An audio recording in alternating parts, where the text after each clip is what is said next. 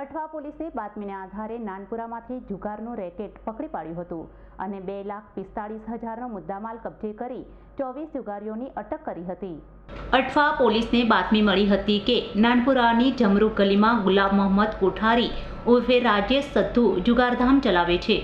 પોલીસે રેડ કરતા સ્થળ પરથી 1,41,000 રૂપિયા રોકડા અને 23 મોબાઈલ સાથે 24 જુગારીઓ ઝડપાઈ ગયા હતા। અઠવા પોલીસે કુલ 2,45,000નો મુદ્દામાલ કબજે કરી ગુલાબ મોહમ્મદ કોઠારી અને 24 જુગારીઓ વિરુદ્ધ કાનૂની કાર્યવાહી હાથ ધરી છે।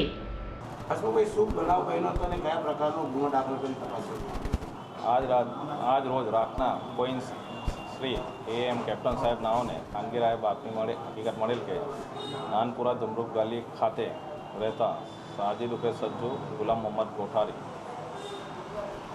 જુગારધામ ચલાવે છે।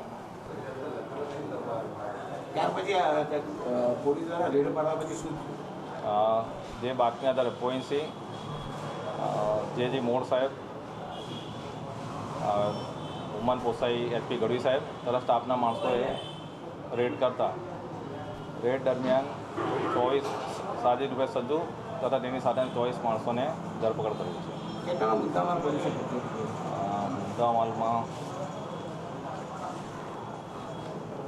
1,41,470 રૂપિયાના રોકડ ને 23 મોબાઈલ 1,03,800 રૂપિયા કુલ્લે મળી 2,45,270નો મુદ્દામાલ સ્વીકાર કરવામાં આવ્યો। Bureau report S9 news Surat.